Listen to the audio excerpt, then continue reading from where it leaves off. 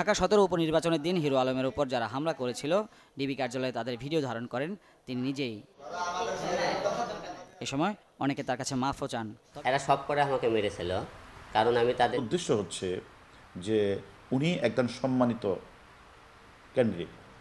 কমিশনারের এই বক্তব্যকে এবার পাল্টা চ্যালেঞ্জ ছড়িয়ে দিয়েছেন হিরো আলম। আসসালামু আলাইকুম সুপ্রিয় দর্শক বন্ধুরা, অবশেষে হিরো আলম কি জিনিস এবার সারা বিশ্বে দেখতে যাচ্ছে। দর্শক বন্ধুরা, গত কয়েকদিন আগে হিরো আলমের পর হামলাকে কেন্দ্র করে সারা বিশ্বে ব্যাপক আলোচনার জন্ম দিয়েছিল এবং সে সাথে বিভিন্ন দেশ থেকে হিরো আলমের উপর হামলাকারীদেরকে কঠিন শাস্তির আওতায় আনার জন্য তারা বিবৃতি দিয়েছিল। দর্শক বন্ধুরা, এবার হিরো আলমের এই বিচারটি অত্যন্ত চমৎকারভাবে করতে যাচ্ছে বাংলাদেশের আইন শৃঙ্খলা বাহিনী।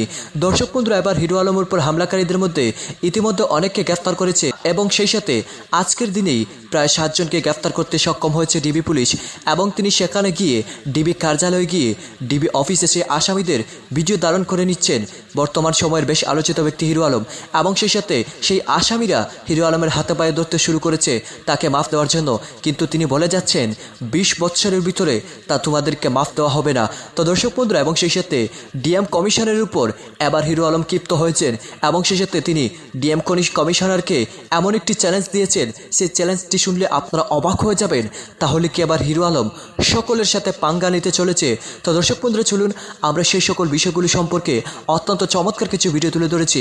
অবশ্যই ধৈর্য সহকারে পুরো ভিডিওটি দেখলে এই সকল বিষয়গুলো পরিপূর্ণ বুঝতে পারবে। ডিএমপি কমিশনারের এই বক্তব্যকে এবার পাল্টা চ্যালেঞ্জ ছড়িয়ে দিয়েছেন হিরো আলম। মানে কলিজা মোটামুটি অনেকটাই বড় হিরো আলমের, বোঝাই যায় যে একের পর এক যারাই কথা বলছে হিরো আলমকে নিয়ে তাদের বিরুদ্ধে আবার পাল্টা কাউন্টার জবাব দিচ্ছেন আমাদের ডিএমপি কমিশনার। তিনি আসলে কি জবাব দিবেন? দর্শক, হিরো আলম বলছে ডিএমপি কমিশনার আমার বিরুদ্ধে মিথ্যে অভিযোগ তুলেছে। আমি নাকি এক কেন্দ্রে 2 বার করে গেছি, এক কেন্দ্রে আমি একবারই গেছি। হিরো আলমের অভিযোগ, হিরো আলম বলছে যে ডিএমপি কমিশনার অভিযোগ করেছেন যে আমি অনুমতি নিয়ে ভোট কেন্দ্রে যাইনি বলে আমাকে নিরাপত্তা দিতে পারেননি। আমি কেন কেন্দ্রে ঘোরার জন্য আবার ডিএমপির অনুমতি নেব? সেখানে তো আগে থেকেই পুলিশ মোতায়েন করা হয়েছে, তাহলে আমার কেন অনুমতি নিতে হবে?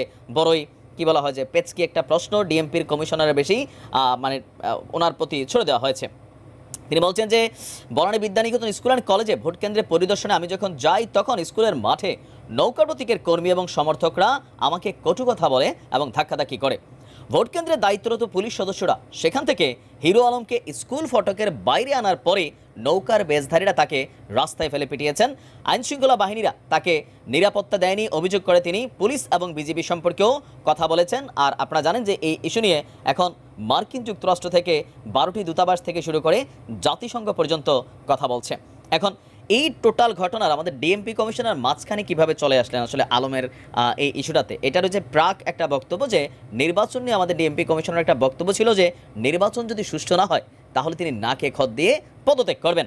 এখন আলম হয়তো কোথাও না কোথাও সেই বিষয়টাকেই তিনি সামনে এনেছেন।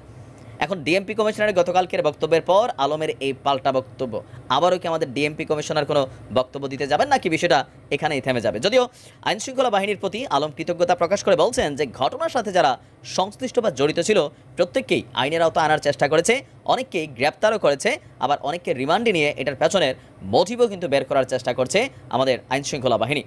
তো দেখা যাক আলমের এই বক্তব্যের পর আমাদের ডিএমপি কমিশনার তিনি আবার কোন বক্তব্য দেন। তবে পরিস্থিতি অনেকটা ঘোলাটে আকার ধারণ করেছে। অবশ্য এই মুহূর্তে সোশ্যাল মিডিয়াতে ভাইরাল দেখে আরেকটু বেশি এটা নিয়ে আলোচনা হচ্ছে, আবার আস্তে করে থেমে যাবে। অন্যদিকে ভিপি নুরও নতুন করে খেলা শুরু করছে, তো এই খেলা আবার হয়তো আলমের খেলারে ছাপাই দিবে, তাই না? তো ডিবি কার্যালয়ে তাদের ভিডিও ধারণ করেন তিনি নিজেই। এ সময় অনেকে তার কাছে মাফও চান, তবে হিরো আলম বলেন 20 বছর পর মাফ করবেন।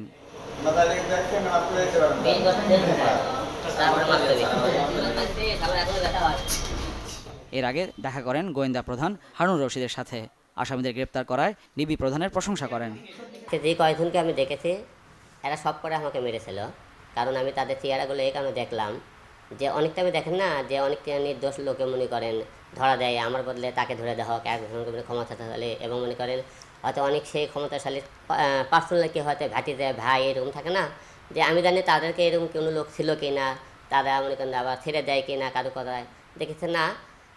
যে এখানে ডিবি হারুন স্যার কেমন তাদের স্পেশাল যে টিমটা ছিল ডিবিতে তারা সবাই সঠিক লোকটাই ধরেছে। যারা যারা আমাকে হিট করেছে তারা ভিডিও ফুটেজ দেখে যে অরিজিনাল লোক ধরেছে, এই জন্যই অসংখ্য ধন্যবাদ জানাই আপনাদেরকে। যে মানুষের যে আইনের ব্যাপারটা আস্থা ছিল যে না তারা মনে করেন ক্ষমতাশালী দলের কাছের লোক, তাদেরকে হয়তো ধরবে না। তাই আইন কিন্তু সবার জন্য সমান, আপনারা সবাই জানেন। সেই আইন সমানে এই জন্যই আমরা দেখেছি আর কি সঠিক লোককে ধরেছে। তো আমি চাবো যে তাদের যাতে কঠোরমূলক একটা শাস্তি হয়, যাতে এই শাস্তি দেখে আর কোনোদিন এইরকম ভোট কেন্দ্রে যে কোনো মায়ের যাতে বুক খালি না হয়। আপনারা এদিকে সবাই নজর রাখবেন। অবশ্যই তাদেরকে ধন্যবাদ, কারণ মানুষের তো মনে করেন বিশ্বাস কিছুটা ফিরে এসেছে যে এত দ্রুত মনে করেন কোনো আসামি মার্ডার কেসের আসামিও ধরা পড়ে না। যে আমরা দেখেছি যে তাদেরকে যে ধরেছে, এখন জনগণের একটা আস্থা এসেছে না যে অন্যায় যে যারা করে তাদের কোনো মাপ নাই, তাদেরকে পুলিশ ধরেছে, ডিবি প্রশাসন তারা ধরেছে। এই জন্য মানুষের একটা আইনের উপর আস্থা আবার ফিরে এসেছে, আমি আশা রাখতেছি। না, আমাকে ভিডিও ফুটেজ যে কজন মেরেছে সে কটা সব কটা ধরা পড়েছে, এখন সব কটা ধরা পড়েছে। সেই হিসেবে আমরা এখন সবারই কঠোর শাস্তি চাই। আসলে হারুন স্যারের কথা বলতে কী বলবো আপনি, উনি যেখানেই গেছে সেখানে কিন্তু মনে করেন যাকে হিরোর মধ্যে কাজ করে, তো হারুন স্যারও কিন্তু হিরোর মধ্যে কাজ করেছে। সব জায়গাতেই দেখেছে, যে কোনো জায়গায় স্পেশাল ব্যান্ডের কাছে সেখানে তারা একটা নাম ডাকে, সুনাম দেখেছেন যা সে যাই হোক, যে কোনো অন্যায়কে সাথ দেয়, সাথে সাথে তাদেরকে কিন্তু মনে করেন তারা ধরার চেষ্টা করে। এবং খুবই অল্প সময়ে কিন্তু দেখছেন এই জগতে আমরা পুলিশ প্রশাসন অনেকের নাম শুনেছি, কিন্তু অনেক ডিবি অফিসারে, কিন্তু হারুন স্যারের কিন্তু এত অল্প সময়ে এত কেউ সুনাম করতে পারে, কারণ তার এই সুনামটা তার কাজে এবং তার কর্মে কিন্তু এত দূর সে আসতে পেরেছে। অসংখ্য ধন্যবাদ ডিবি টিমকে এবং হারুন স্যারকে, সবাইকে। পরে ডিবি প্রধান বলেন, আসামি যে দলের হোক না কেন কাউকে ছাড় দেওয়া হবে না। আমরা আসলে প্রথম দিকে যাদেরকে আমরা গ্রেপ্তার করেছি তাদেরকে রিমান্ডে এনে আমরা জেলখানায় ফেরত পাঠিয়েছি। আর সর্বশেষ আমরা আরও 7 জনকে নিয়ে আসছি, এবং এই 7 জন আসামিকে আমাদের গুলশান বনানীর যে এলাকা থেকে স্বতন্ত্র ক্যান্ডিডেট আমাদের ক্যান্ডিডেট হিরো আলম সাহেব, উনি যে নির্বাচন করেছে, ওনার উপরে যারাই আঘাতটি করেছে, উনি আগের বার এসে আমাদেরকে বলে গেছে যে এই লোকগুলি আমার উপরে হামলা করেছে। আমরা তার কথা মতো, তার দেখানোর মতো, তার ছবির মতো আমরা কিন্তু ওই লোকগুলিকে, কাউকে চাঁদপুর থেকে, কাউকে আমরা কুমিল্লা থেকে, বিভিন্ন অঞ্চল থেকে আমাদেরকে ধরে নিয়ে আসছি। আমাদের উদ্দেশ্য হচ্ছে যে উনি একজন সম্মানিত ক্যান্ডিডেট, স্বতন্ত্র প্রার্থী। এখন কেউ যদি কারো প্ররোচনাই হোক আর যেভাবে হোক তার উপর আঘাত করে থাকে, আমরা তো ছাড় দিচ্ছি না। আমরা যে দলেরই হোক আমরা তাদেরকে ছাড় দিব না। তাদেরকে আমরা আইনের আওতায় নিয়ে আসছি এবং আমরা রিমান্ডে এনেছি। আমরা রিমান্ডে এনে তাদেরকে পাঠিয়েছি। আমি মনে করি তাদের জন্য প্রপার শাস্তি হয়। এই জন্য আমাদের ডিবির টিম যারা কাজটি করছে তারা সিরিয়াসলি কাজ করছে।